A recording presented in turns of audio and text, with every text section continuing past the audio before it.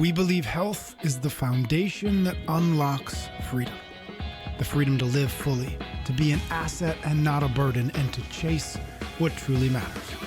Through daily practices and proven frameworks, we are here to help you build deep health, find lasting peace, and live with your heart on fire. Welcome to the chase. Hello and welcome back, my friends. How you doing, Ben? Doing great. Thanks, Patrick. How you doing? Great. I'm doing wonderful. Good. We have some great questions today. As we do at least once a month, we try to do once a month, I ask for questions from our Chase Club members. Chase Club is our premium membership where folks get ad-free episodes plus bonus content, some other things, book clubs, etc. You can learn more at chasingexcellence.email, get on the free newsletter list, and then if you so are inclined, jump into the Chase Club. We'd love to see you. But we've got 4 questions this time around. We're going to explore how to navigate relationships that might not align with our pursuits of excellence, the balance between strength and endurance in CrossFit training, the challenge of making professional changes mid-career, and then we'll wrap it up with a conversation or a question about specific training strategies for the legendary Murph workout. So we're going to jump right into our first question. It is from Liz, and this is what she sent over. If we are the average of the 5 people we interact with most, how do we handle the effect of having a dependent parent who lives with us? I work from home. I go to CrossFit. I've joined an online gymnastics community, so I am involved with people working toward excellence. I am also joining a yoga studio where people constantly practice to get perfection.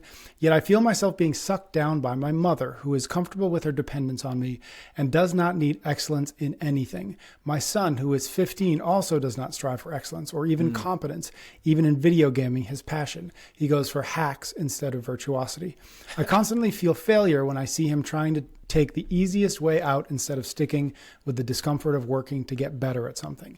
The relationships that I seek with people, CrossFit Yoga, who emulate striving for perfection take me away from those that I am obligated to spend time with, and it makes me feel guilty. Here's the question. How do we handle the relationships that are not optional in our lives, that take down the average of the 5 people we associate with the most? So a lot in there. Yeah, it's a lot. Okay, so yeah, it's cool. That awareness and that saying, we're the average of the 5 people we spend the most time with. That's a saying. Mm-hmm. It's not an algorithm. It's not mathematical. It's not fact, right? It's just a concept for us to kind of keep in the back of our minds that who we spend the time with matters. Now, what really matters there is it really matters, particularly if we're unconscious about it. So if we aren't paying attention, we're going to get sucked in by our environments. Now, Liz is paying attention. Liz is aware, and Liz is trying to level up, and she's doing a lot of really good things. Joining the yoga, joining these other, surrounding herself with people that do lift her up. So the idea behind this is when we can't control it, like we can't with people we live with, family, you can choose your friends, you can choose your work, you can't choose your family. This is going to sound weird, but you don't want to invest in drains. Now, this sounds harsh because it's your family, but I'm going to take 2 different roads on this. One is with the mother and one's with the son. In terms of the mom, I think it's time to accept mom for who she is. It's not a matter of trying to change mom. And I got this listening to another podcast. This guy, it wasn't Subtle Art of Not Giving an F. It was another guy that has F in his title, and I can't remember. The name of the book, but he had this really cool story where he has kind of like a challenging relationship with his mom, and he hasn't spoken to her in like 6 months. And finally, he decides, because he was Irish. He hasn't been to Ireland in like 2 years. He's going to surprise her and knock on her door. So he goes to knock on the door. He's a little bit, nervous and excited. Hasn't seen mom in a long, long time. They don't have a great relationship. He's ready to like make amends and like do the like embrace and I love you. She opens the door and goes, "What are you doing here?" And what I loved was he didn't try to like, but he's like, it just made me laugh. Mm-hmm. Because what I said was, there's mom doing what mom does. And what happens when you kind of approach it with that situation is it brings so much levity. It brings so much lightness and removes the judgment. And what you're doing is just accepting someone for who they are rather than like this state of complete friction where it's just like animosity at worst, like I don't like this, I don't like you, and discomfort at best. So instead of trying to change the situation per se, it's a matter of, there's that saying of be the thermostat, not the thermometer. Be the thermostat and not the thermometer. Okay. Thermometers read the environment and react to their environments. Mm-hmm. Thermostats change the environment. Yeah, interesting. So be the thermostat. Be the one that don't let the outside affect you as much. That's with mom. With son, it's the same thing, but I think it's worth investing in son. That's our jobs as parents.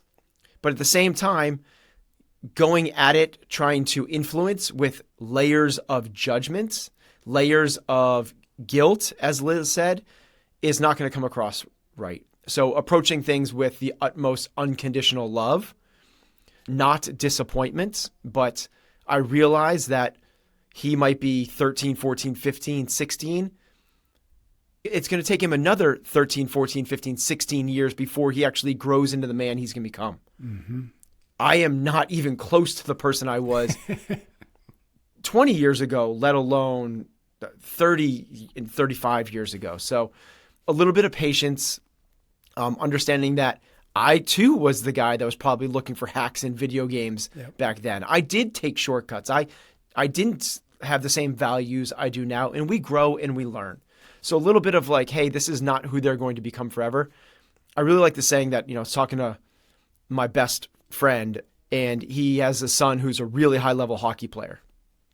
And some of the parents on his son's hockey team were getting so frustrated with their kids because they couldn't figure out what offsides were.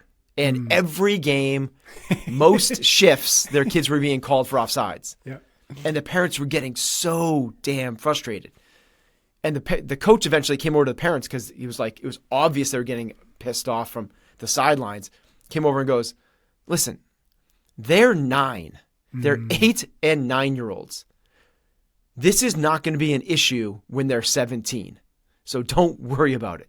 Some kids are going to learn it when they're 7, 8, and 9, and some kids are going to learn it when they're 12, 13, and 14. But every kid knows what offsides is by the time they're 15. It's kind of like that with the shortcuts okay, he takes shortcuts in video games, but as long as you're putting him in the right environments, as long as you're setting the right example, as long as you're teaching lessons without layers of guilt and all of the rest, it's a little bit of patience. Mm-hmm. The other part is with both of those guys, it's what we want to do is try to avoid pointless arguments. Save the passion for the right things, and we're not going to change mom, and son might still take shortcuts in video games. But let's save the passion for the right things, because otherwise it puts us in a constant state of defensiveness, and that's not the right place for any of us. Yeah. Yeah, it's interesting. I like that. And what I was thinking about was, we had talked in a previous episode about the coin of distraction, and the two sides of that coin is judgment and expectation. And I can't help but read into Liz's question a little bit and hear a little bit of both of those things. And you already called out the judgment a little bit. To me, the defensiveness or the arguments or the guilt, those are all distractions keeping Liz, keeping us from actually having a relationship with these people, because there's a barrier, there's a wall in between Liz and her mom and Liz and her son. And that wall looks like, why aren't they doing this? Why can't they see this? Why don't they see the world the way that I do? And I think it's really, really hard. But if we can start to pull that wall down a little bit, to judge less, to be more curious, to work on not expecting my 15-year-old son to see the world the way that I do now that I'm 45 or whatever she is, I think that's the work, and it's the work of refocusing or focusing in the first place, so that we're focusing on the right thing. And it might be that we don't spend too much of our focus on mom, but the focus we do spend on her is at least as positive as we can make it. Right. So that to your point, it's not dragging us down. Because that's really the challenge is it's these folks who like we're not getting rid of mom, we're not getting rid of son. So it's like, can we make the relationship as good, as strong, as healthy as it can be? And that's our job to do. That's our job in refocusing on the things, even if they're small things, that do push that relationship forward and not drag us down. And that's the whole, like, don't let them drag you down. Don't let them be the drain. Yep. And that's your point. One of the ways, it's the thermostat, right? That's the act. And one of the ways we can do that, honestly, and it sounds like indifference, and it's not, but is to not get pulled into that sewer cycle. And one of the ways to do that is just to keep conversations neutral. So things that might trigger something, right? Like mom might be set off by politics or talking about other family members and X, Y, and you can fill in those things. And just like, this is not you not being brave or strong or afraid to enter hard conversations or standing up for what you believe in. This is a matter of just keeping the peace. Mom's a drain. Don't open up the drain. Yep. Try to keep it as cordial, as neutral as possible. Now, we're a little bit specific to Liz, but I think that just kind of highlight the things that Liz is also doing really, really well, that we also want for everyone to pay attention to, is to level up the 5. Yep. And some people can have a hard time doing that. I can remember when I first heard about that, I was like, oh, damn. I don't think that the people I'm spending the time with are the 5 that I don't think they're going to be pulling me up. So the way that you can do this is just what Liz is doing, which I love, is to go and she's just doing like yoga classes and other ones, but find a mentor, find high performers, find inspiring peers, or something that we've talked a lot about is even that can be challenging. So what you can surround yourself with is the information you're absorbing. Yep. Books and podcasts and courses, and just the more that is, again, the idea behind this whole thing is the concept of the average of the 5 is you're going to end up morphing towards your environment. So it's just a matter of doing more to control your environment, which Liz is doing a great job of being intentional about it. Yep. The other part about that, just to say it again, is this happens if you're unconscious. If you are super aware of this, you can override the average of the 5. It's just like people get out of bad environments, bad relationships, and it's the people that do it intentionally. Yep. Love that. All right. We're going to jump to our next question. This is from Janik.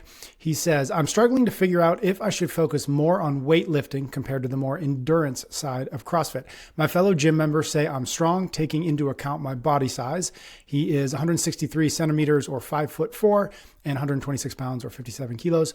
I can do muscle ups, handstand push-ups, and plenty of other bodyweight exercises very well. I'm also a fast runner. I'm fully aware that I have the benefits of low body weight. But when it comes to lifting weights, I cannot lift more than 110 kilos or 242 pounds deadlift, 70 kilos back squat, which is about 154 pounds, or 30 kilos clean and jerk, which is 66 pounds.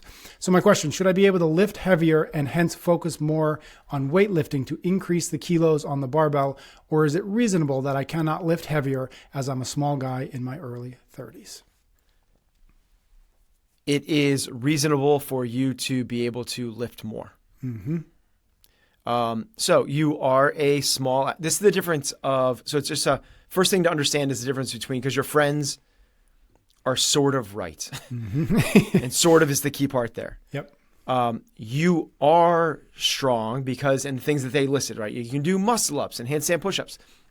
That's called relative strength. It's your strength relative to your body weight. And people that are lighter are going to have better relative strength than people that are heavier. There's a thing called absolute strength, though, which is just how much weight can you move. Both are important.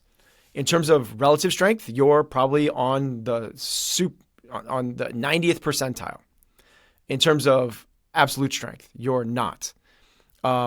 Those numbers, I think that, give me the deadlift again. What was his deadlift? Deadlift was 242 pounds. Okay, 242 pounds. Yep. He's 130 pounds. That's 110 pounds more than his body weight. His body weight is... his body weight that's is not, 126. That's not bad. It's a 1.5 deadlift, right? We could certainly expect you to get up towards a double body weight deadlift.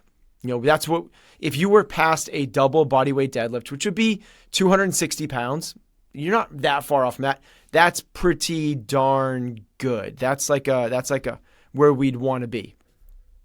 I'll just say that for your weight, there's weight classes in powerlifting. For your weight class in powerlifting, the world record is 607 pounds. Mm-hmm. So I wouldn't use your small size as an excuse for not being able to lift huge amounts of weight. People can lift very high levels of weight at smaller sizes. I'm not saying that's the goal, but it's kind of cool to know the upper limits of what's possible for people relative to your size. My take on this is it sounds like your relative strength and certainly your endurance is very, very good. I think that the efforts and the focus should go into the absolute strength until you can get the double body weight deadlift. He said his squat was in there? What was the squat? Squat was 154 or 70 kilos. Okay, so that's essentially just like almost like a body weight squat. Yep. Yeah, and that should be 1.5. So if we had like a 200-pound squat and like a 300-pound deadlift, then I'd be like, oh, that sounds pretty well balanced to me. No, I think that you just kind of like, you are strong. Don't worry about you might be lifting less than your buddies, but that's because you're small. Like, you're lifting less than your buddies and you're small, but I don't think that's the reason you are. I think there's still room for some strength gains there. Got it. One question. He gave us his clean and jerk numbers, which is 30 kilos or 66 pounds. Do you feel like that is where it is simply because the clean and jerk is such a skill intensive movement as opposed to where his deadlift and his back squat are? Yeah. I don't even use Olympic lifts to measure strength because unless they're astronomically high, then they have to be strong. Right. But because someone's clean jerk is low doesn't mean that they're not strong. Because it's such tech. That's like saying, I can only hit a golf ball 50 meters. Am I not strong enough? Mm-hmm. It's like, I have no idea. Yep. But I know that if you can hit it 400 yards, you're pretty damn strong and powerful. Yep. It's just because it's so technique driven. Let's pause to say thanks to a few sponsors, and we'll be right back to the conversation. We're sponsored this time around by Lumen, an innovative metabolic health coach that helps you understand and optimize your body's engine. Go to lumen.me/excellence to get 20% off your Lumen device today. Imagine having a personal metabolic health coach right in your pocket, helping you make better decisions about your nutrition and lifestyle. Through a simple breath measurement, Lumen tells you whether you're burning fats or carbs, then provides tailored guidance for your day. It helps you improve your sleep, optimize your workouts, and even manages stress levels, all based on your unique metabolic profile. For those experiencing hormonal changes, Lumen can track your cycle and adjust recommendations to maintain steady energy levels and reduce cravings. Transform your approach to health by visiting lumen.me/excellence and use the code excellence for 20% off. We're sponsored this time around by Momentous, the supplement company that wasn't supposed to exist until I realized somebody needed to raise the bar in supplement quality. Visit livemomentous.com today and use the code excellence to save 20% off your first order. While everyone else is still trying to hold strong to their New Year's resolutions, you're here making real commitments to your health and your performance. We salute you. Momentous understands that commitment, which is why they're trusted by all 32 NFL teams and countless collegiate sports dietitians. Instead of offering every supplement under the sun, they focus on nailing the essentials with bone-crushing consistency. That sounds painful. Like their NSF certified protein and pure creatine monohydrate. Try saying that 3 times fast. Every product meets their obsessive Momentous standard, ensuring you're getting supplements that actually work, backed by science, and that are rigorously tested for quality. Transform your resolutions into results at livemomentous.com with the code excellence to save 20% off your first order. Okay, now let's get back to the show. All right, next question is from Ellen. This is what she sent over. She had a little context first. She says, my kids are in their 20s, and I say that because I know people with younger kids don't have the freedom that I do now. But here's her question. Professionally speaking, how does one balance taking on risk/wanting change and also appreciating what they have right now professionally? Oh, okay. That's the question. Yeah, I was expecting a lot of these. Ellen, you got to ask longer questions at the Chase Club. I wasn't ready for that to end. You got to tell me like. Yeah, we're used to paragraphs. Yeah. Whoa. Okay. Gratitude and growth are not opposites. Yeah. Yes. Love that. They coexist. Like you can be incredibly thankful and grateful for where you are, the opportunities you have, what you've achieved so far, and still be excited about more growth, about achieving more goals. They are not inverse related. They are not a seesaw. They are not opposites. They can and should coexist. The other part, there was another part about in terms of like knowing when to make a change or something. Yeah. How does one balance taking on risk or wanting change while also appreciating what they have right now? Okay. Then the part about that taking on risk. I think there's a difference between, because we've talked about this before in terms of like, you're not a tree. If you want change, go move. Yep. And I think that people can hear that and make reckless decisions. And that's not what it's about at all. It's making a calculated decision. Know when to move, know when to stay, and avoid the recklessness part of it. And here's the way I would frame that up is, are you moving towards something or away from something? And if you're trying to move away from, I feel like I've talked about this a lot recently because it's just, if you're moving away from it, this is Phil Stutz stuff. Hard to Phil say. Stutz stuff. Awesome documentary on Netflix. You should check it out. Jonah Hill. Yep. I think it's just called Stutz. It's called Stutz. Yeah. Yeah, it's awesome. I read his books, but the documentary's better. And that's really rare to say because you get to see him and his personality. Yeah.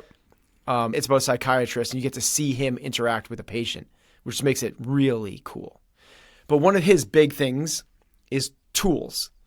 And one of his big tools is this understanding that humans are going to have, there's 3 unavoidables that are inherent with humanity. And they're not positive.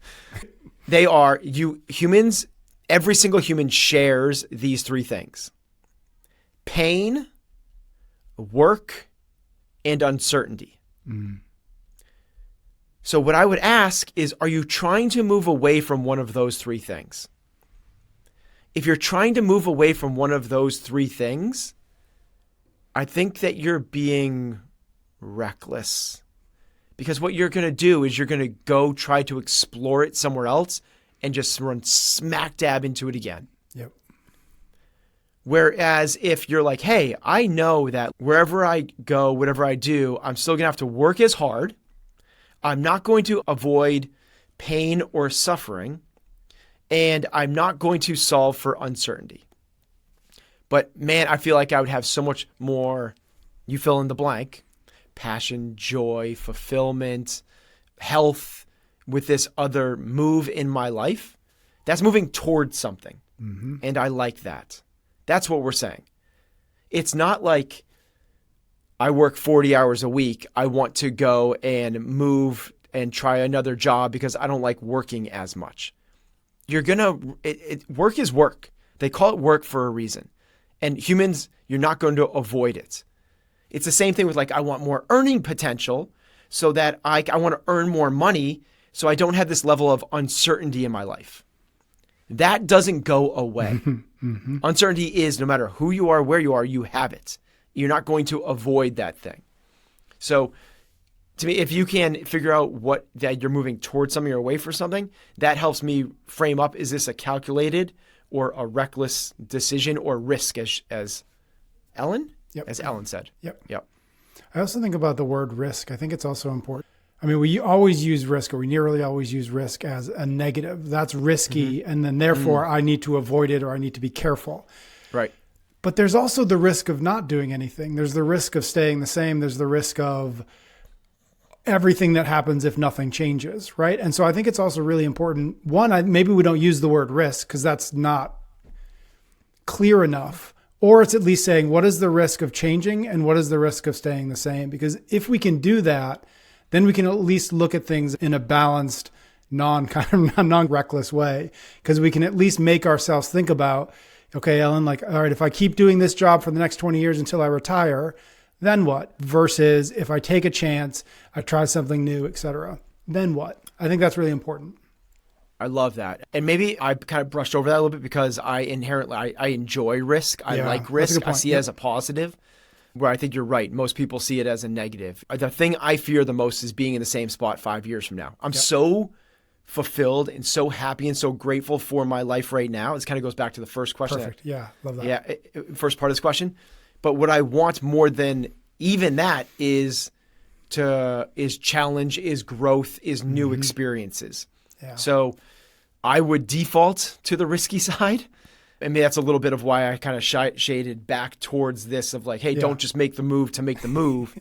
And maybe like with that, don't make the move to make the move. Like you can also ask yourself, like, what can I change in my current situation? Could I take on a new project? Could I work with different coworkers? Yeah. Could I take on more of a leadership role? There's things that we can change that aren't, I feel like this is against like what I always say is like, just freaking go do the thing.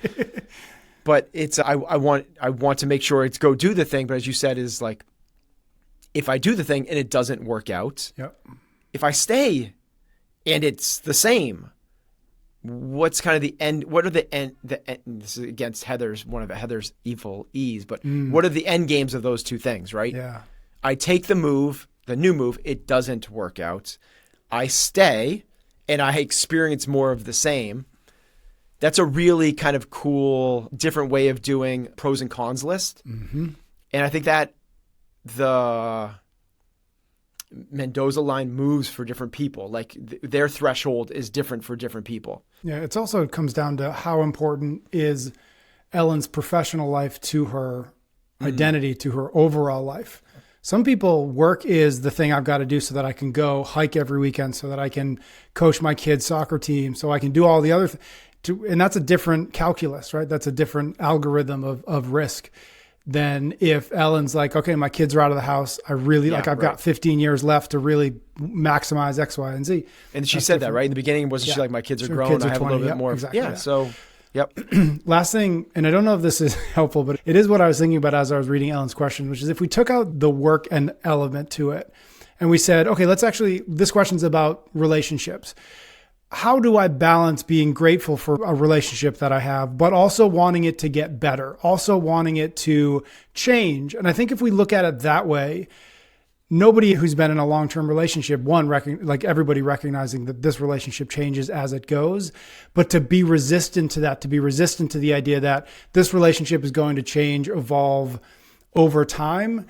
When you start to recognize that there's a natural progression there anyways, and to resist it is actually the challenge or the trouble, not letting it change, not letting it evolve. And so when I started thinking about this question, I was like, well, how can I, my relationship with my husband or my wife, how can I be grateful, but also want it to continue to get deeper? It's like, well, when you ask it like that, you recognize, I think, easier than in work, then that's kind of a false dichotomy. Right. Yeah. As you're saying, it's like you can fill in the blank for any, like you can put it in for your health, right? You can put in for, I'm grateful for my health, but I want it to evolve and change and get better. It's like, relationships is such a good one though. It's like you picked a really good one to kind of like expand the thought process beyond. This is not just modal specific to career. Yeah. Yep. Take it. Okay, Ellen, hope that was helpful. Last question we've got is from JD. This is what he sent over. I want to train specifically for Murph on Memorial Day. For context, I'm a 40-year-old dad bod and can run a 6-minute mile, can do about 20 unbroken strict pull-ups and 35 unbroken push-ups. That's not a dad bod. That's exactly what I thought too. Whoa, what? Yeah, wait, it's JD? JD, yeah. JD. You sneaky little son of a bitch. I plan to do it unweighted with the 5, 10, 15 partitioned approach with strict pull-ups, which is how I did it last year when I finished in 45 minutes. I'm 5'11", 175 pounds. My max bench press is about 205. The push-ups always seem to be what breaks me on this workout. So here's the question. If you were my coach, how would you suggest that I train specifically for this event? Cool. All right. I love Murph. So and it's okay, so to put that into context, a 45-minute Murph unweighted, meaning no weight vest, in the 5, 10, 15 fashion, so it's 20 rounds. So Murph, for me to tee it up for everybody. Yeah, go. Murph is a hero workout done in the CrossFit space on Memorial Day. The workout consists of, it's probably the most famous workout there is in CrossFit. Yep. It's a 1 mile run, Then it's 100 pull-ups, 200 push-ups, 300 squats, just with air squats. Yep. And then another 1 mile run at the end. You can partition the 100, 200, 300 pull, push, squat however you want to. The most common way is 20 rounds of 5 pull-ups, 10 push-ups, 15 squats. Like JD, most people get stuck on the push-ups. They can do the other ones unbroken, not if they're doing them strict like JD is. So JD's more of a beast than he gives himself credit for. So here's the way I would train for that. I'll give 3 different training protocols first. So the first one, maybe before that, is we've talked about this a lot, but the 2 big principles we want to do is what's called the overload principle and specific adaptation to imposed demands. So could you get better at Murph by doing rowing and clean and jerks? You could. Will you see more gains faster by doing running, pull-ups, push-ups, and squats? You will. Yep. It's right. It's like, can you become better at volleyball by doing back squats? You can. Will you get better at volleyball by playing volleyball? You will, right? It's just like that. It's specific adaptation. It's not the best way to get well-rounded fitness, even how good Murph is as a well-rounded test, but I digress. I think we've hammered that. Yep. Specific protocol. One of my favorite that I think is just such a great workout to do anyway is do a 4-minute run. So essentially for JD, that's going to be like 3/4 of a mile, 1,200. Then when you come in, you're going to do 7. So we're not overloading the total volume, but we're overloading the 5, 10, 15. So you would come in and you do 7 pull-ups, 14 push-ups, and 21 squats. So you're going to overload. Instead of doing 5, you're going to do 7. So instead of doing 10, you're going to do 14. Instead of 15, you're going to do 21. It's multiples of 7 instead of multiples of 5. You're going to do that, and you repeat that 4 times. You do a 4-minute run. You come in, you do 7, 14, 21, 7, 14, 21, 7, 14, 21, 7, 14, 21. That's 1 round. Do 3 of those. Mm-hmm. You end up doing a little bit less than actual Murph, but you're doing more in terms of the overload of the 5, 10, 15. So you're stretching out that fatigue factor in the Cindy rounds. So you won't get as tired when you go back. You've been doing 14 push-ups every round. Now you're only going to do 10 on game day. That's the stretch. You've been doing 14 after doing 7 pull-ups. You're only doing 5. That's the stretch. So when you get into it, those 5, 10, 15 just feel really fast. Mm-hmm. You're just kind of cycling. That's protocol number 1. Protocol number 2 would be really specific to the push-ups. And it's a training program that's popularized by Pavel Cessalini, who's like a Russian kettlebell guy. Yep. It's called Grease the Groove. And the idea is you just do a lot of volume, never getting tired. So what you do is JD would do, so he said he could do about 35 push-ups. Is that right? Yes, 35 unbroken push-ups. Yep. So what you would do is you do about 40, 50% is where you want to be. So let's call that 14 push-ups, right? You're going to do 14 push-ups 10 times throughout the day with as much break as you can between every set. Got it. So when you wake up in the morning, after you get the shower, do a set of 14 push-ups. Go downstairs, have breakfast, come upstairs, brush your teeth, get dressed for work, do 14 push-ups. Go to work, go in, do your office, check your email, do 14 push-ups. You just try to get in like 10 sets of 14 push-ups. The theory behind this is that you're teaching your body to be and by the way, perfect push-ups. Mm-hmm. Not like you're doing like the best push-ups you can possibly do. You're ingraining incredible movement patterns, pushing back the fatigue state. You never actually get to fatigued because you're only doing like 45% of your 1 rep max. So you'll always be able to get these things perfect. And what ends up happening over time, you do this for like 3 weeks, 4 weeks, 6 weeks, multiple times a week. You could do this up to like 4 times a week. You all of a sudden like get kind of like money at your push-ups. Mm-hmm. So that'd be number 2. The third one is also a really, really fun way to train where you would do this. That 5, 10, 15 is obviously 5. Then you double it to 10, you triple it to 15, right? The other way you can do this is you do a death by, where you'll do 1 pull-up, 2 push-ups, 3 air squats. Then you do 2 pull-ups, 4 push-ups, 6 air squats. Then you do 3, 6, 9, then 4, 8, 12. And you keep going through that until one of them fails. Mm-hmm. Cool. You fail, go run a mile, come back in and do it again. That's a really cool way to kind of like, what you're doing is you're stretching yourself out. It's crazy how much volume builds up really fast doing it that way. When you do 1, 2, 3, 4, 5, all the way up to 10, it doesn't sound like that much, but that's 55 reps. Yep. Like it accumulates. If you're able to do that twice through the pull-ups, now JD can do 20 unbroken pull-ups. If he can get to 10 twice, he's done 110 pull-ups. And it's just like so fast because you're doing 1, 2, 3. It also kind of counteracts the other one where we're stretching it out so much. This one, like you're right back on that movement again. You're right back to the push-ups. You go take the mile run to kind of get that break, but also sports specific. You come back in, you do it again, and how far can you get the second time? It's a really cool way to kind of get stretched out as well. Love that. Of those 3, or with those 3 protocols, what would it look like for frequency of doing those? Obviously, the grease the groove can be something, as you said, 3 or 4 times a week for 6 weeks, 8 weeks, 10 weeks, depending on how much time you have. But the first 2, or the first and the last rather, if let's just say you've got 3 months, we've got somewhere in the range of 3 months JD has, as of our conversation here, like how often does he do those kinds of things to prep for Murph? Yeah, it depends on what he's been doing for a little bit. Yep. You could work up to where you're doing essentially these like 3 times a week. So you could do this on like a Monday, Wednesday, and a Friday. Got it. Now I wouldn't start off that way. And I also wouldn't start off with the full. So I might start off with, I kind of laid that first protocol out, which was the 4-minute run, then the 4 rounds, 3 times through that. Maybe that becomes 4-minute run, 2 rounds, right? Then we take a day or 2 off, and then it becomes the death by, but you don't repeat it the second time. Week 2, we kind of add a little bit. Week 3, we might be in the full thing.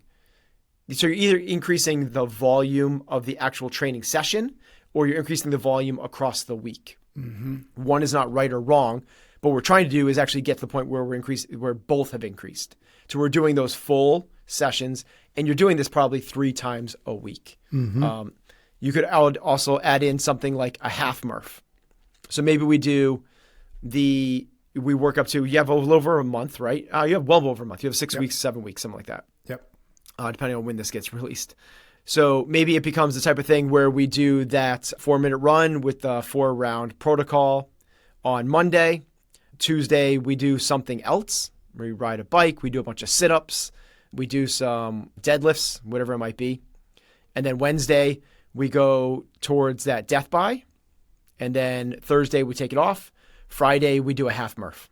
Mm-hmm. Slow, not trying to do it on a clock. And you kind of like follow that protocol a little bit. Saturday, again, you do something different.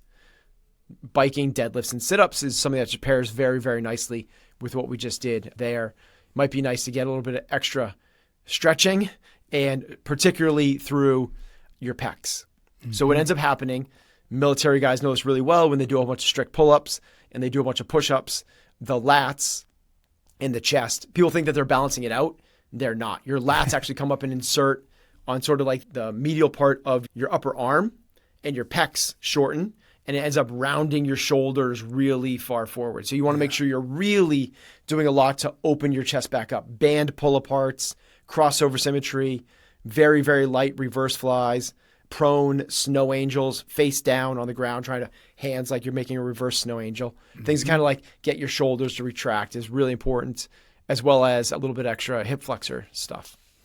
Last question. We've talked about benchmarks in the past. You started this answer with Murph as being sort of one of the most well-known, the most popular of the CrossFit workouts for lots of reasons. Is Murph a really good, in your mind, test of fitness? Is this something that you look at on the calendar and say, okay, like this is a good way for me to measure where I am this year compared to last year and years past?